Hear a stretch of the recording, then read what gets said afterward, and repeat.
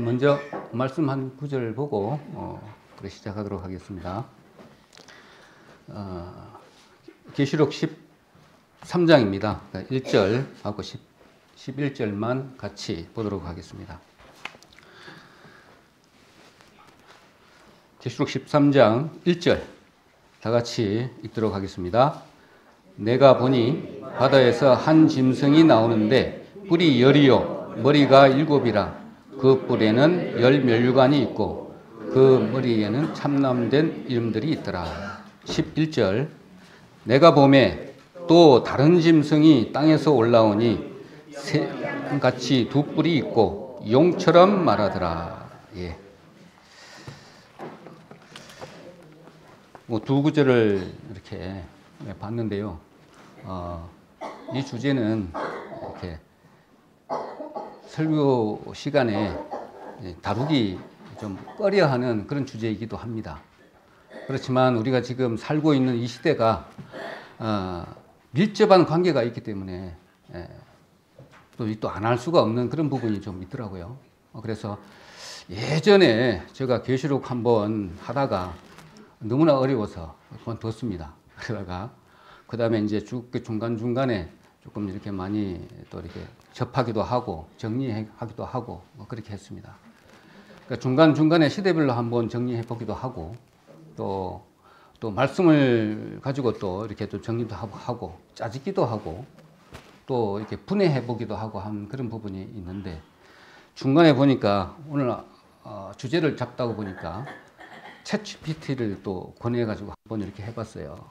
어떻게 내용이 맞는지 안 맞는지도 한번 봤는데 또 준비한 내용하고 또 거의 또 상통하더라고요. 이렇게 다르지도 않고 그런 부분이 있습니다. 그래서 간단하게 먼저 말씀을 드리면 주제를 갖다가 짐승 두 마리 이렇게 정했는데 저 성경에도 보니까 주제가 짐승 두 마리 이렇게 되어 있더라고요. 두 짐승입니다. 우리 두 짐승의 그 세력 속에 우리가 지금 살고 있습니다. 그래서 많이 좀 힘든 부분이 있고 그렇습니다. 그래서 먼저 첫 번째 짐승에 대해서 챗 GPT한테 이렇게 물어보니까 맞더라고요. 이게 오늘 말씀에 우리가 읽었던 것처럼 바다에서 올라오는 짐승, 첫 번째 짐승을 이야기를 합니다. 첫 번째 적 그리스도를 이야기를 합니다.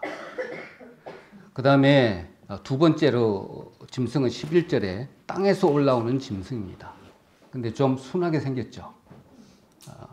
그래서 첫 번째 짐승은 우리가 좀 중간중간에 말씀드려서 알고 계신 줄 모르지만 정치, 경제, 사회, 문화, 교육적 적 그리스도를 이야기를 합니다. 우리 시대에 지금 살고 있는 그 부분입니다. 프리메이슨 우리 잘 많이 들었지만 거기에 안에 존재해 있던 한 짐승입니다. 그러니까는 아주 오래전부터 창세기부터 시작해서 쭉 숨겨져 왔던 그 짐승입니다. 그리고 또 한 또 짐승은 우리 종교적 적 그리스도입니다. 순한 양으로 와가지고 우리 하는 존재입니다. 하나님이 이것을 다 허락을 하셨어요. 그래야만이 우리가 제대로 된 하나님의 그 교육을 받아서 하나님을 제대로 찾을 수가 있는 것이죠. 하나님 뜻을 제대로 알고 하나님이 원하시는 창조 목적에 맞는 모습으로 우리를 이렇게 만들어 갈 수가 있는 것입니다. 점도 없고 흠도 없는 모습으로. 그래야만이 영원히 살 수 있는 그런 부분의 프로그램 안에 우리가 지금 딱 이렇게 들어가 있는 그런 부분입니다. 자, 그래서 그 부분을 좀 말씀을 좀 드리면 두 짐승이라고 이렇게 했는데 짐승은 성경에 여러 군데의 모습으로 나오고 있습니다. 그래서 성경의 짐승을 보면 우리 영어로 번역되어 있는 것을 보면 애니멀로 이렇게 기록되어 있고 그다음에 또 다른 부분에 있어서는 그 비스트라고 기록이 되어 있습니다. 비스트. 비스트 뜻은 좀 무서운 동물을 가리킬 때 비스트라고 합니다. 그래서 애니멀도 기록되어 있고 비스트도 기록되어 있다. 비스트는 우리는 잘 알고 있는 그런 부분입니다. 그동안에 많이 접해온 단어이기도 합니다. 그리고 두 번째로는 짐승을 표현을 했는데 성경에서 한 6가지 모습으로 표현을 했습니다. 짐승을. 첫 번째로는 저 일반적인 동물이잖아요. 우리 창세기에 땅의 짐승을 종류대로 그 종류대로에 했을 때 그 일반 동물을 지칭할 때 표현을 했습니다. 짐승이라고. 창세기 1장 24절에 우리 좀 잘 알고 있는 내용이죠. 그 부분이 있고, 그 다음에 홍수 날 때 정결한 짐승을 암수 7을 뭐 이렇게 방주 안에 넣어라 했을 때 그것도 일반 짐승입니다. 우리 잘 알고 있는 내용이니까 일반 짐승을 지칭했고요. 그 다음에 두 번째로는 좀 이거 문제가 있는 보다도 좀 듣기 싫은, 우리가 접하기 좀 거북스러운 그런 부분의 성경 구절인데요. 멸망만 받는 사탄의 자녀들, 사탄을 지칭할 때 짐승이라고 했어요. 이건 시편 49편 한번 보도록 하겠습니다. 이건 시편 49편 12절, 시편 49편 한번 보도록 하겠습니다. 시편 49편 조금 찾아보도록 하겠습니다. 시편 49편 12절, 49편 12절 제가 읽도록 하겠습니다. 사람은 종기하나 장구치 못함이여 멸망하는 짐승 같도다 라고 했습니다. 그리고 20절에 바로 넘어가서 한번 보도록 하겠습니다. 20절에 보면 종기에 처하나 깨달지 못하는 사람은 멸망하는 짐승 같다 이렇게 표현을 했습니다. 그리고 하나님의 말씀을, 그 진리의 말씀을 깨달지 못하는 사람은 사탄의 자녀인데 그 자녀를 지칭할 때 짐승이다 라고 표현을 했습니다. 동의를 하실 겁니다. 그런 부분에 대해서는. 그리고 에스겔서 21장 31절에 보면 그냥 기록만 해놓으시고 나중에 보시기 바랍니다. 하나님이 우리를 창조 목적으로 모든 만물을 창조를 하시고 그 안에 두셨습니다. 그런데 창조 목적대로 살지를 안 해요. 그런 사람 우리 항상 징계를 많이 하나님 하셨잖아요. 그랬을 때 짐승에게 넘겨버리겠다라고 했을 때 에스겔서 21장 31절에 보면 그렇게 짐승이라고 표현을 했습니다. 자, 그리고 이제 세 번째로 이거는 그냥 이렇게 기록만 해놓으시고 이렇게 넘어가 본다면 이거는 좋은 의미로 짐승이라고 표현한 부분인데 천사들을 가리켜서 짐승이라고 표현했습니다.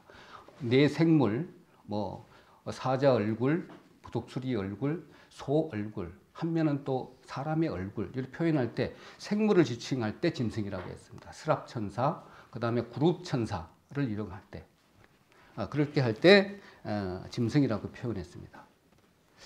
그리고 여섯 번째로 이제 우리가 좀 주제로 봐야 될 부분인데 적 그리스도를 표현할 때 지금 오늘 마찬가지로 계시록 13장 1절부터 13절까지가 적 그리스도를 지금 두 짐승을 표현한 전체 장입니다. 이걸 표현할 때 짐승이라고 표현했습니다. 그 적 그리스도는 요한일서 2장 18절에 하나님이 적 그리스도가 출현할 것이라고 예언을 해 놓으신 부분입니다. 그래서 만들어서 적 그리스도가 사방에 온 세상에 퍼져 있을 것이다. 그때는 이제 숨겨 있다가 다 드러나 보일 것이다. 라고 했습니다. 지금이 이제 완전히 이렇게 드러나 있는 때다. 이렇게 보시면 되겠습니다. 자, 이런 부분.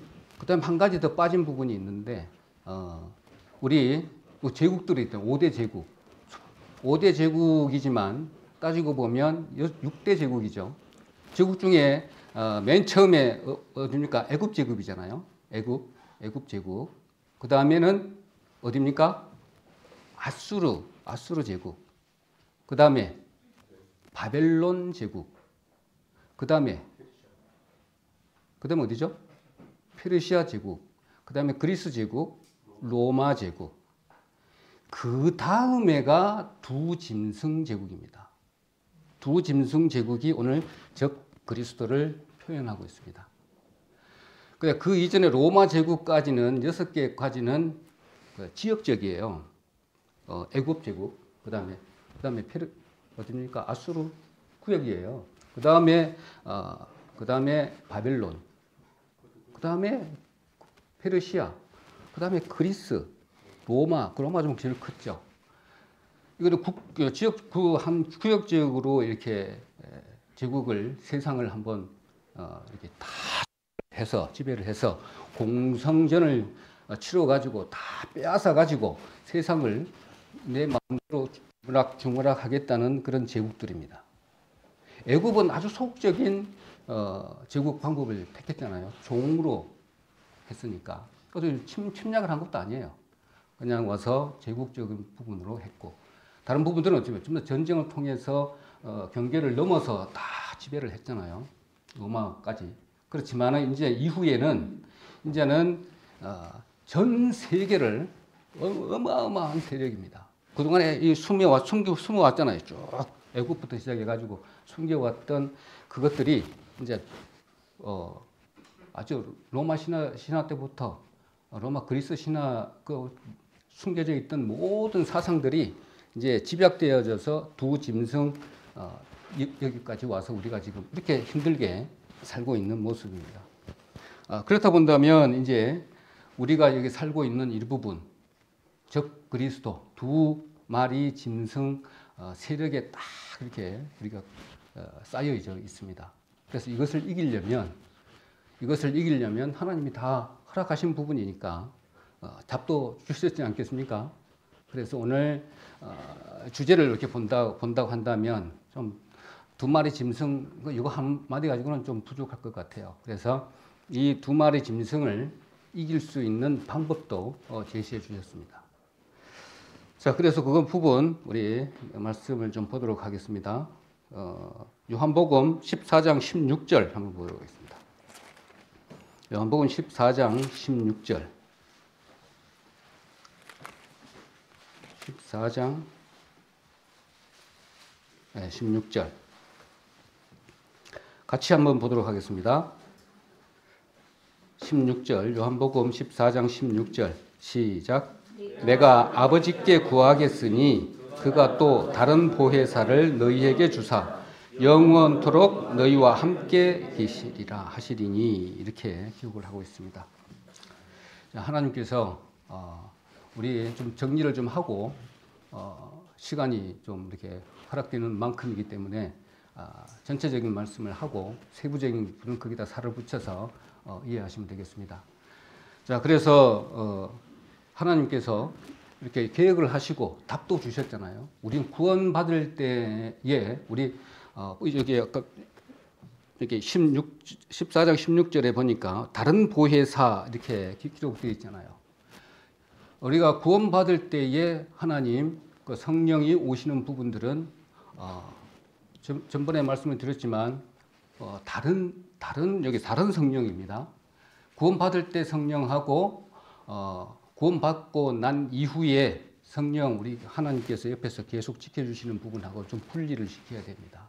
구원받을 때는 믿음으로 하나님의 은혜로 스펌이라고 그랬잖아요. 하나님의 DNA가 우리 인간의 영과 하나님의 영이 하나 되어졌을 때, 그렇게 스펌이라고 기억하는 부분, 스펌은 하나님의 영과 우리의 영이 하나가 되어서 새로운 생물로, 새로운 생명으로 창조된 그 부분을 말씀을 하시는 거고, 지금 여기에는 다른 보혜사는 우리 곁에 계셔서 뭐 이렇게 새 생명 탄생시켜놓고 가만히 있겠습니까? 하나님이 옆에 계셔서 늘 우리를 도움 주시는 헬퍼라고 했잖아요. 헬퍼의 성령, 보혜사 성령 하나님께서 우리를 도와주신다고요. 자, 그걸 두 가지를 생각을 하시고, 우리를 괴롭히는 이 두 마리 짐승을 생각하시고, 그렇게 해서 이렇게 정리해 가시면 되겠습니다. 그래서 두 마리 짐승이 우리를 교육하려고 우리 하나님이 허락하셔서 바른 길로 갈 수 있도록 그렇게 하시는 거고, 그걸 도움을 주기 위해서 우리를 구원하신 성령 하나님과 우리를 옆에서 보혜사 성령님이 우리를 항상 도우시고 이렇게 카운셀링 해주고 컴포터 위로해 주시는 하나님이 항상 계신다고요. 항상 옆에 계세요. 그런데 우리가 사용하지 못하는 부분은 뭡니까? 이 보혜사 성령 하나님은 한번 찾아보겠습니다. 성령 하나님이 파라클레토스라고 했는데 그 단어의 의미를 정확하게 좀 우리가 알 필요가 있습니다. 뭐냐면 파라클레토스라면 파라는 우리 잘 알고 있다시피 옆에 있는 나와 항상 옆에 있는 그런 뜻이고 크레토스는 영어로 하면 be invited 이렇게 되어 있습니다. 수동형입니다. 수동형이라서 초청을 받는 그런 뜻입니다. 이렇게 세상 끝날까지 아까 찬양제도 세상 끝날까지 항상 너희와 함께 계신다. 이것이 뭐냐면 항상 도와주신다는 겁니다. 근데 옆에서 항상 계시는데 초청을 해야만이 된다는 겁니다. 초청할 때마다 우리는 뭘 느낍니까? 하나님이 계시는구나. 내 옆에. 그냥 자동적으로 이렇게 우리를 도와주시는 게 아니고 초청할 때만이 우리를 도와주신다는 것입니다. 그래서 우리가 기도가 필요한 겁니다. 그러면 기도할 때마다 하나님을 이렇게 찾게 되는 것이죠. 우리가 하나님 찾게 가는 것이잖아요. 다시 회복하는 것이기 때문에. 그래서 우리 전도 집회를 앞두고 늘 우리 옆에 계시는 하나님이 성령, 보혜사 성령 하나님이 우리를 도와주시려고 항상 옆에 계시는데 우리가 기도로 이걸 초청을 안 해요. 이게 초청하는 것도 이게 성령 세례고요. 우리가 받은 것도 성령 세례지만 구원받을 때 우리 하나님의 영과 인간의 영이 맞을 때도 성령 세례입니다. 성령의 충만은 이것들이 이제 우리 안에 성령이 오시나요? 오시게 되면 이제 우리 안에서 역사하시잖아요. 그 역사하실 때 미세하게 반응하고요. 또 순종하는 그 삶의 모습이 성령 충만입니다. 그래서 말씀을 집어넣고 또 성령 충만해가 있는 삶의 모습을 보면 저 사람이 성령 충만한 상태인지 아닌지 겉모습만 보면 바로 압니다. 또 세상 이야기를 하는가 아니면 오늘 아까 찬양대도 말씀했지만 사도행전 1장 8절의 말씀도 아까 하시는 걸 봤는데 그 마찬가지입니다. 오직 너희가 성령이 임하시면 너희에게 너희는 권능을 받고 예루살렘과 온 유대와 사마리아와 땅 끝까지 내 증인이 된다는 것이죠. 입술에는 내 증인이면 예수님만 증거한다는 겁니다. 세상 이야기 안 한다는 겁니다. 자, 그것을 본다면 오늘 바로 이렇게 판단할 수가 있어요. 저 안에 저분이 성령 세례를 받으신 분인가? 성령이 지금 임해서 역사하고 있는 하나님의 백성인지 그 바로 안다는 것이죠.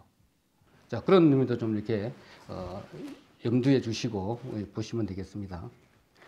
자, 그래서 두 짐승 더 이렇게 세부적으로 들어가 보면 예수님이 이 나쁜 두 마리 짐승을 창조하셨어요. 요한복음 1장 3절 한번 볼까요? 요한복음 1장 3절. 1장 3절에 보면 창조자이신 예수님이 직접 창조하셨다라고 되어져 있습니다.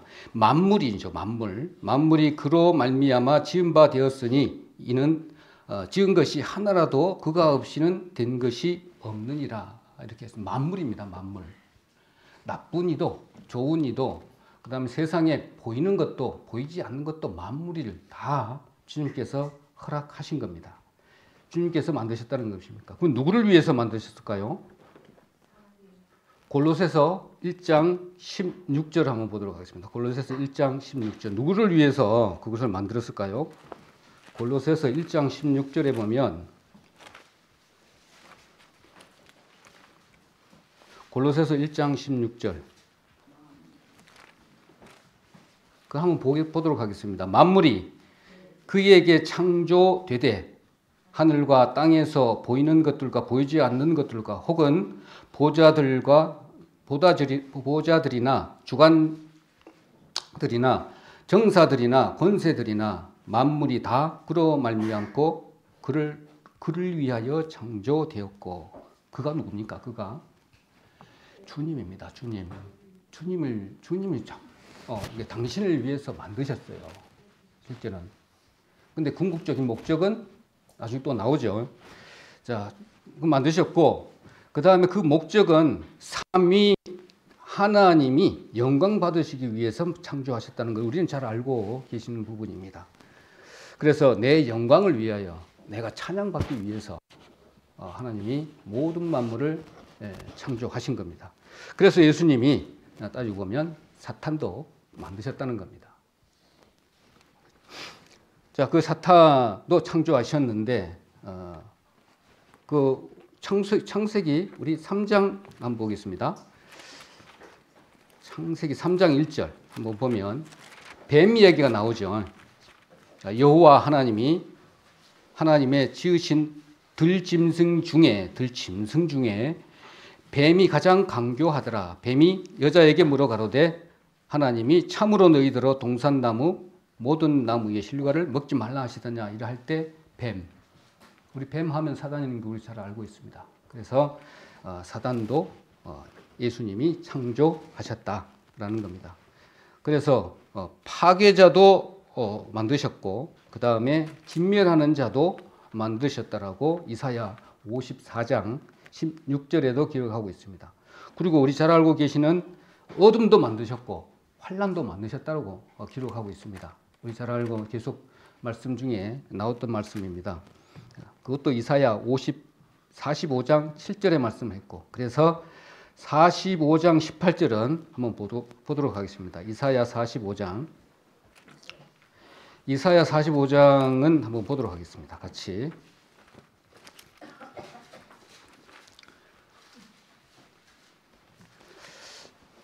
이사야 45장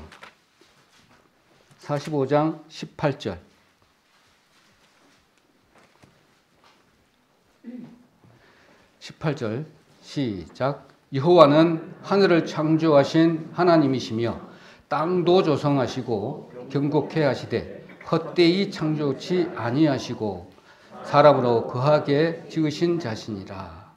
그 말씀에 나는 여호와라 나 외에 다른 이가 없느니라. 모든 것은 헛되이 창조된 것이 없다라는 겁니다. 모든 만물이. 자, 그러면 이제 조금 좀 그림이 그려지죠. 왜 우리를 힘들게 한 목적도 모든 부분들이 이제 시야가 좀 틀려집니다. 시야가 좀 커지죠. 왜 나는 이럴까부터 시작해서 왜 나에게 이런 것들이 오지? 또 비교가 되고 여러 부분들이 있을 겁니다. 그럼 하나님의 시각으로 본다면 모든 것들이 허락된 모든 그 프로그램 안에 계획된 안에 있다는 것을 알 수가 있습니다. 예전에는 신앙생활을 할 때 그런 부분이 있잖아요. 왜 나에게만 이런 일이? 옆에를 보고 다른 분들은 안 그러는데 왜 저분들은 또 저렇게 잘 돼갈까? 기타 등등 이런 부분들은 우리가 생각해 보지 않을 수가 없어요. 그런 부분은 이제 점점 말씀을 통해서 이렇게 알게 되면 이해가 되고 또 힘도 나고 또 하나님이 허락하셨다는 그런 부분들을 이렇게 알게 되면 새로운 힘도 생기고 이렇게 됩니다. 그래서 이 두 짐승을 예수님이 창조하신 것입니다. 그러면 누구를 위해서 궁극적으로 이것을 만드셨나? 라는 겁니다. 궁극적으로는 하나님이 영광 받으시게 만드셨지만 실제로 이를 보면 두 짐승이 지금 이 시대에 어느 구절인지 모르겠지만 밀 까부르듯이 까부른다 그랬잖아요. 세상 끝날 때. 지금 까불고 있어요. 우리를. 좀 까불고 있는 상태인데, 그러면 공중 재림, 지상 재림 뭐 이렇게 이럴 때 이기 때문에 우리가 지금 마지막 때라고 하기 때문에 지금 까불고 있는 모습이 드러납니다. 그 과거에 있을 때는 이 모습이 드러나지 않았어요.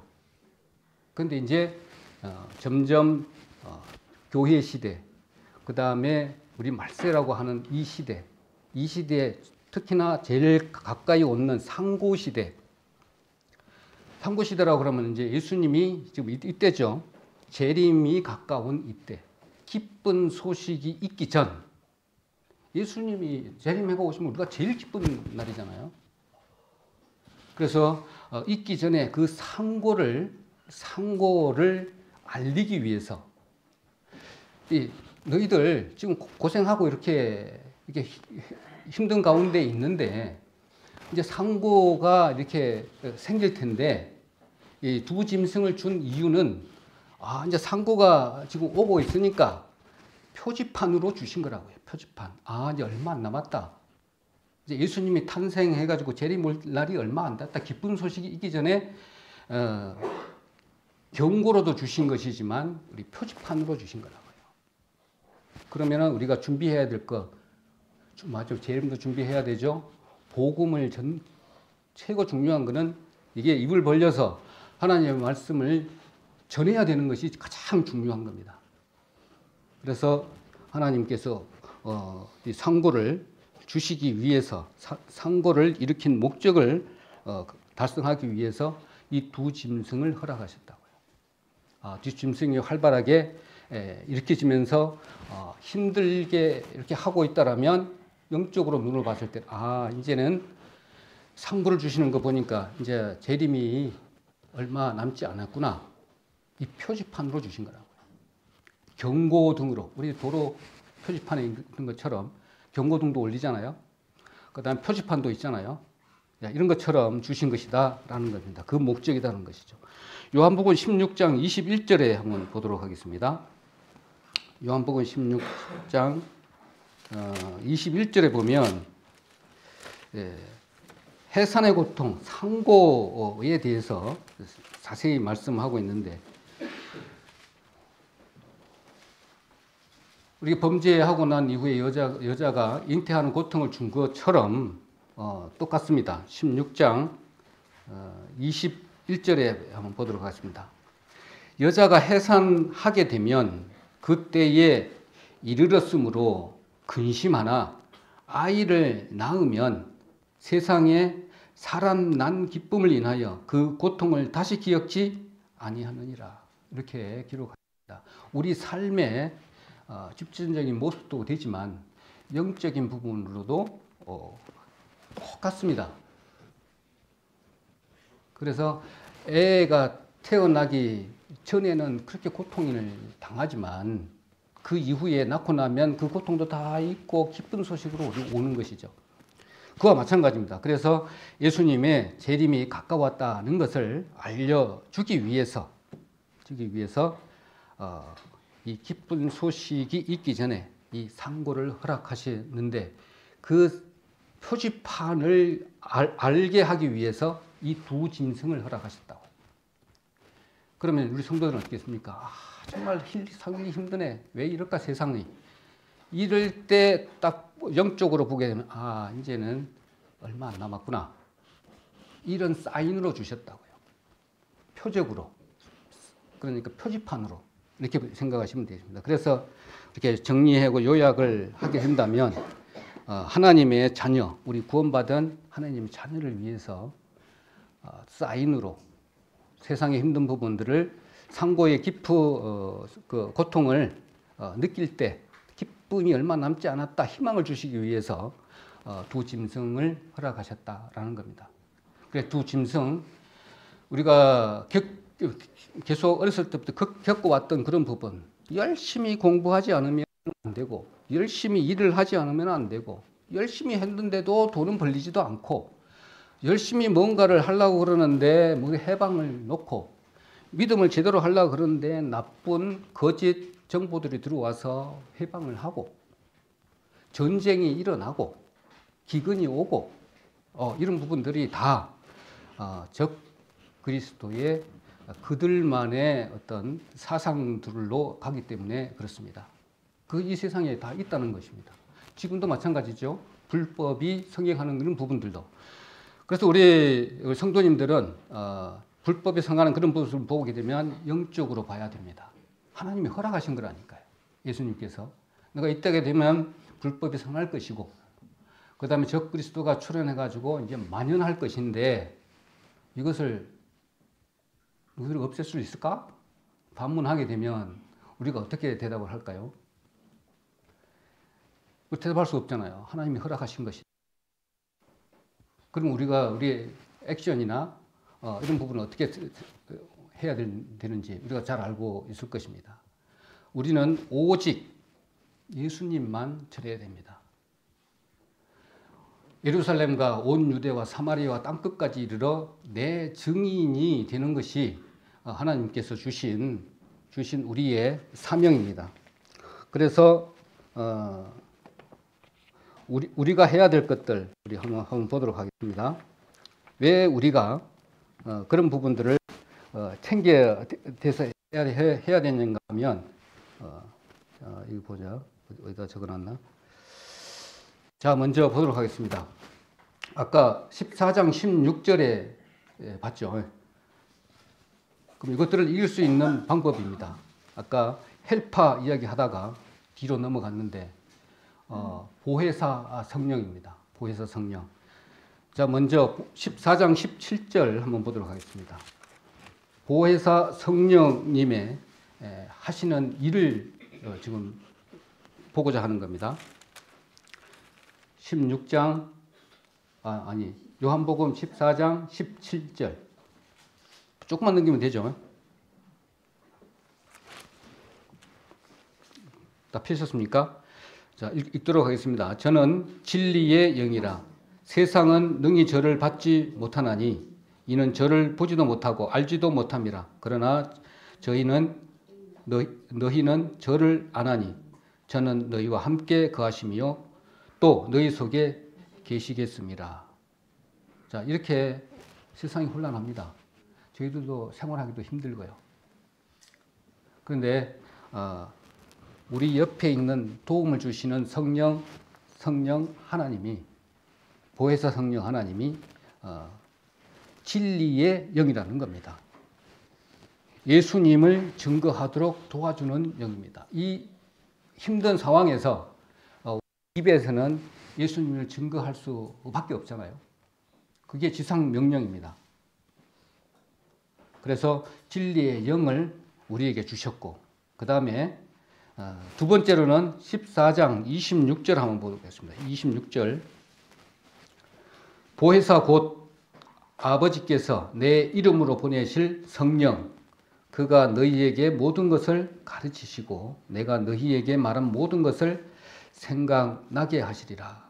예전에 우리 목사님께서 말씀하시기를 가르치시고 했을 때 교훈을 되살려 주시고 이렇게 우리가 기억을 하고 있습니다. 예수님을 이제 증거할 때 예전에 배웠던 교훈 이런 것들을 다 생각나게 해주신다는 겁니다. 도움을 주신다는 것이죠. 그 다음에 세 번째로는 요한복음 15장 26절에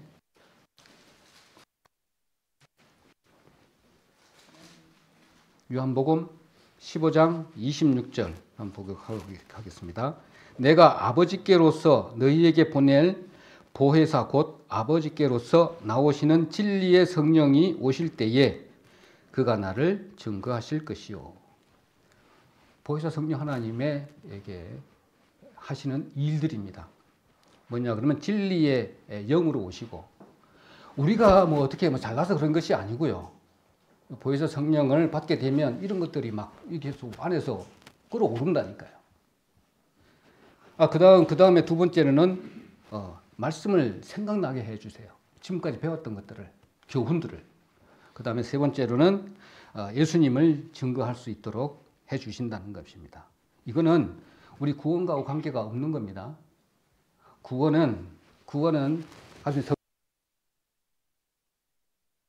우리를 하나님이 새로운 피조물로 새로운 생명으로 창조하실 때 하나님 영과 사람의 영이 하나가 되는 그 모습이고, 이제 잉태가 됐으면 나면 이걸 키워야 되잖아요.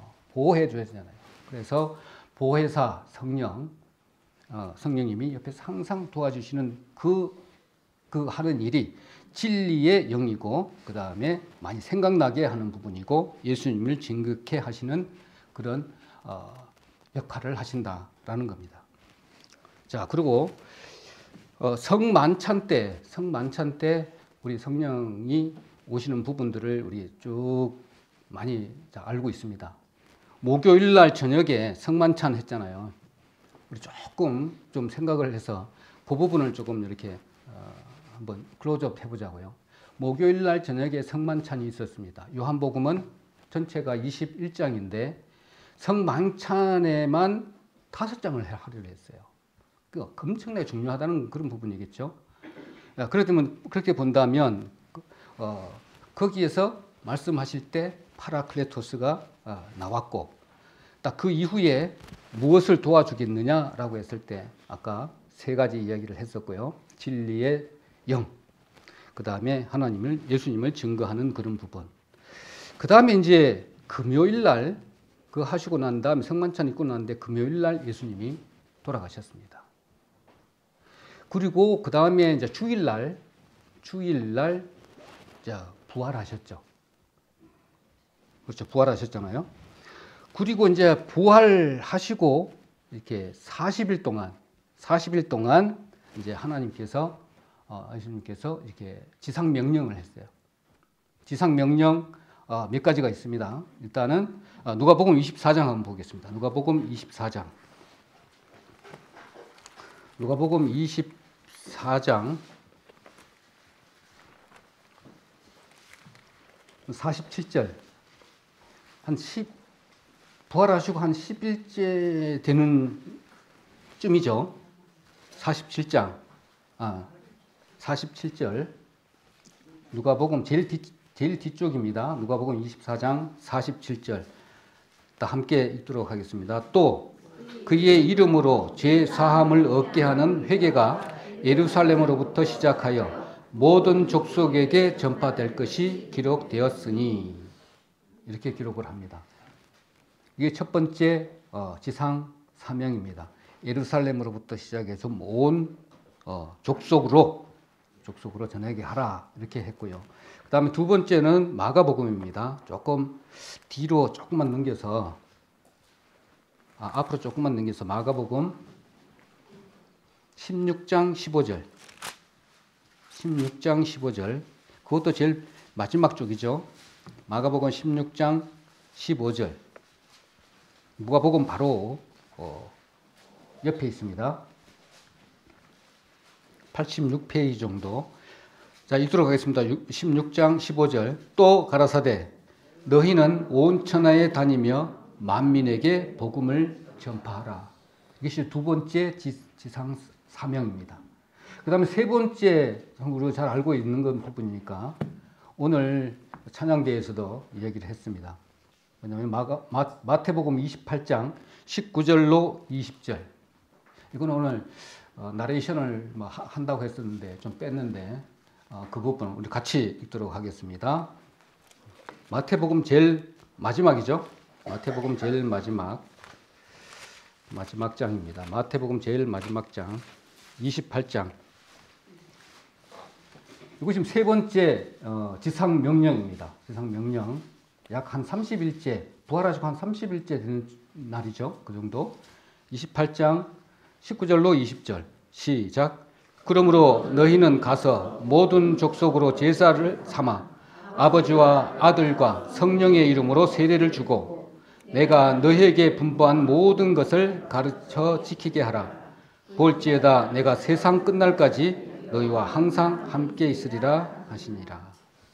자, 오늘 보혜사 성령님께서 구원받은 새 생명으로 태어난 새로 창조된 하나님의 자녀들을 이렇게 우리가 애를 낳으면 계속 이렇게 보살펴주고 하듯이 동일합니다. 성령 하나님께서, 보혜사 성령 하나님께서 우리를 세상 끝날까지 지키고 보호하고 가르치시고 이런 부분들을 계속 손 놓지 않으시겠다는 것입니다. 암탉이 새끼를 품은 것과 똑같은 원리죠. 그렇게 보시면 되겠습니다. 자, 그리고 이제 40일째 되는 날 요한복음 20장 한번 보겠습니다. 요한복음 20장. 오늘 좀 말씀을 좀 많이 봤는데 좀 왔다 갔다 하면 좀 잠도 깨잖아요. 그러면서 좀 이렇게 좀 왔다 갔다 좀 성경을 많이 좀 찾아주시기 바랍니다. 요한복음 20장 21절로 22절 한번 보도록 하겠습니다. 요한복음 20장 21절로 22절. 예수께서 또 가라사대 너희에게 평강이 있을지어다. 아버지께서 나를 보내신 것 같이 나도 너희를 보내노라 하시면서 22절. 이 말씀을 하시고 저희를 향하사 숨을 내쉬며 가라사대 성령을 받으라. 이때 지금 제자들도 같이 그다음에 성만찬 하고 난 이후에 예수님 돌아가시고 그다음에 부활하신 그런 부분에서 말씀을 하시고 난 이후에 이제 성령을 받으라 했을 때 예수님이 부활하시고 성령을 받으라 그때 일대 성령 받은 것은 구원을 위한 성령입니다. 아까 앞에 미리 예언했던 부분들은 구원을 위한 것이 아니라는 것입니다. 그래서 이걸 좀 보시고 그 다음에는 사도행전 이제 마지막 다섯 번째 사도행전 1장 8절 우리 잘 알고 있는 부분이니까 40일째 되는 날 이제 예수님께서 이렇게 말씀하시는 것이죠. 오직 성령이 너희에게 임하시면 너희가 권능을 받고 이제 이때 나오는 것이죠. 권능을 받고 예루살렘과 온 유대와 사마리아와 땅 끝까지 내 증인이 되리라는 것이죠. 다른 증인이 아니고 예수님을 증거하는 일입니다. 이게 지상사명의 마지막 다섯 번째 지상사명입니다. 그게 40일째 되는 날입니다. 그러면 이제 이때면 이제 제자들이 이제 그동안에는 구원받은 게 아니에요. 지식만 있었던 거예요. 그러고 난 이후에 이제 성령이 딱 이제 임하시니까 그때 이제 제자들이 구원받은 겁니다. 그러니까 이제 베드로 완전 성령 충만해가지고 이제 난리 난 거죠. 이제 겁낼 것이 없습니다. 그동안에는 뭐 부인하고 하고 뭐 이렇게 했지만 이제 그 이후로는 어마어마한 거죠. 자, 그래서 구원받은 제자들이 이제 나타나는 모습입니다. 사도행전 1장 3절로 한번 보겠습니다. 사도행전 요한복음 뒤쪽에 바로 사도행전이죠. 거기에서 1장 3절로 5절 한번 보도록 하겠습니다. 제가 읽도록 하겠습니다. 해 받으신 후에 또한 저희에게 확실한 많은 증거로 친히 사심을 나타내사 40일 동안 저희에게 보이시며 하나님 나라의 일을 말씀하시니라. 사도와 같이 모이사 저희에게 분바하여 가라사대 예루살렘을 떠나지 말고 내게 들은 바 아버지의 약속하신 것을 기다리라. 요한은 물로 세례를 베풀었으나 너희는 몇 날이 되지 못해요 성령으로 세례를 받으리라 하셨느니라고 했습니다. 다 여기서 보면 떠나지 말고 예루살렘을 떠나지 말고 성령을 받으라는 겁니다. 이게 성령 세례라고 하네요. 이게 이때 예수 성령님과 하나님의 성령과 우리 인간의 영이 하나가 되는 것도 성령 세례지만 또 도와주시는 보혜사 성령 하나님도 우리와 함께 하실 때도 이게 성령 세례로 표현하고 있습니다. 똑같습니다. 그래서 우리 옆에서 항상 도와주시는 보혜사 성령 하나님을 항상 옆에 계시니까 이제 그 성령을 받으라는 겁니다. 받고 나니까 이제 완전히 난리 나는 부분이 그 이후에 좀 이어지는 것인데 보면 그런데 이 제자들 중에 이제 구원받은 사람이 하나님 성도가 된 사람이 몇 명이나 됐을까요? 이때 당시에 성경 기록에 보면 몇 명일까요? 이때 당시에 기다리라고 했을 때 기다린 사람이 고린도전서 15장 한번 보겠습니다. 고린도전서 15장 3절로 8절 15장 3절로 8절 보면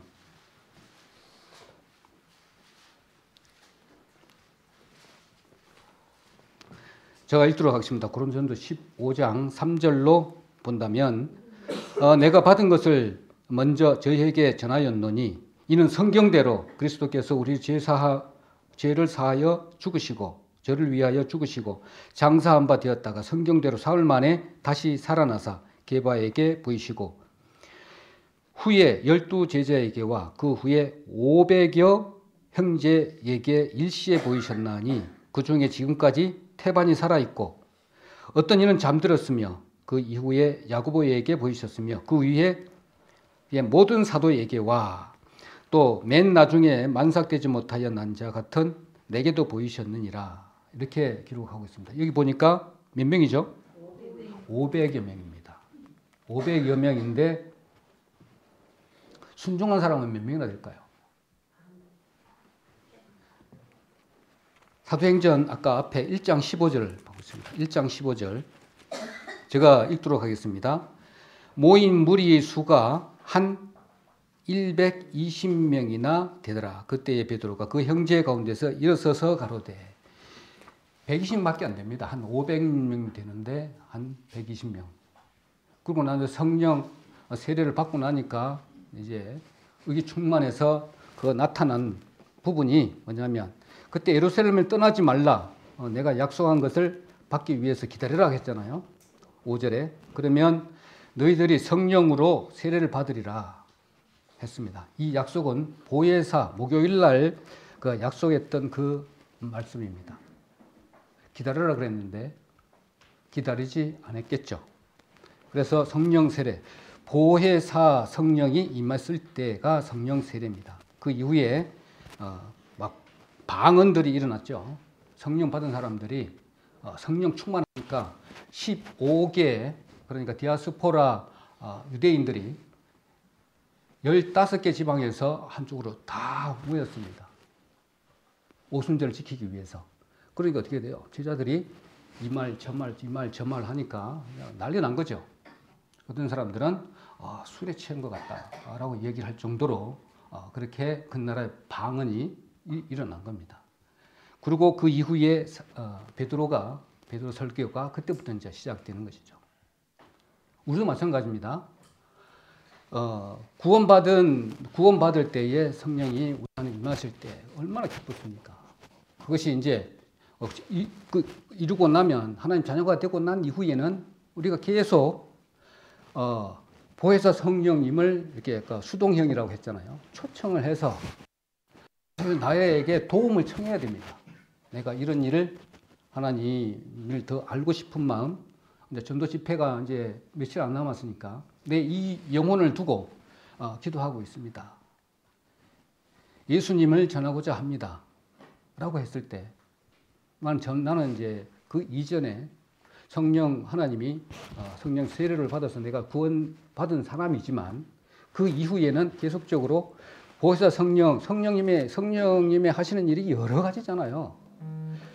기름 부음 받을 때 성령을 받을 수 있는 거고요. 하나님 말씀을 들을 때도 성령을 받을 수 있는 거고요. 기도할 때도 마찬가지고, 왕을 세울 때, 그 다음에 큰 일을 또 할 때, 또 제사장을 또 임명할 때도 마찬가지고, 여러 가지가 있습니다. 그렇지만 우리 지금 당면의 문제가 지금 전도 집회 앞두고 있기 때문에 옆에 계시는 보혜사 성령 하나님을 우리에게 초청을 해서 모셔드려야 된다니까요. 도와달라고. 그러면 하나님이 내가 하나님 입장에서 봤을 때 내가 나를 인정하고 있구나 하실 거 아닙니까? 주고받고 해야 되잖아요. 성령의 소통함이 거기서 이루어지는 것이죠. 자, 그렇게 보시면 그래서 우리는 알아야 될 것이 사단 마귀 그 다음에 적 그리스도 두 짐승을 이기려면 우리는 뭘 해야 되냐면 먼저는 이스라엘이 아는 것이 없어서 멸망했다 그랬습니다. 그렇다면 우리는 지금 이렇게 매일매일 매주 이렇게 모이는 목적은 예수님을 공부하는 시간입니다. 예수님에 대해서 알아야 되잖아요. 서로 알아야만이 내가 사랑할 수 있는 부분이기 때문에 정확히 알아야 됩니다. 정확히 알려면 적그리스도가 있어야 된다는 겁니다. 이 두 짐승이 없으면 정확히 아는 역할을 할 수가 없어요. 그냥 피조물이기 때문에 그냥 뭐 살아버려요. 본능으로 가본다니까요. 소금이 바닷물로 돌아가듯이 그냥 돌아가 본다니까요. 그래서 적그리스도가 있어야만이 우리가 똑바른 길을 갈 수 있고 바른 길을 찾을 수 있는 것이다 라는 겁니다. 자, 그러고 나니까 이제 보혜사 성령을 임하지 50일째 이제 딱 받았잖아요. 성령을 받으니까 베드로가 첫 번째 설교가 사도행전 2장부터 2장 14절부터 34절까지 있습니다. 베드로 설교 내용을 이렇게 간략하게 보면 예수님의 죽으심, 장사된 것, 그 다음에 부활하신 것, 부활하시고 그 다음에 승천하신 것, 그 다음에 재림하신 것까지 예수님은 눈으로 보시는 그 예수님이 하나님이시다 라는 것밖에 이야기 안 했어요. 다른 거 전혀 하지 않았습니다. 세상 이야기 전혀 안 했습니다. 그러니까 우리는 우리 입에 나오는 것이 오직 예수님 이야기밖에 없어야 되는 것이 맞죠. 그래서 보혜사 성령을 받고 난 이후에 베드로의 첫 설교를 들으면 우리가 그와 같이 처음에는 구원받고 난 이후에 어느 정도 됐을 때 성령 충만해가지고 돼 있을 때 무서운 거 없었잖아요. 그 모습이 곧 베드로의 첫 설교의 모습입니다. 자, 그렇게 본다면 이제는 기도를 열심히 하고 말씀을 충만한 상태에서 하나님께 보혜사 성령님을 초청을 했을 때는 이제는 세상을 볼 때 이제 적 그리스도가 이제 눈에 보이기 시작해요.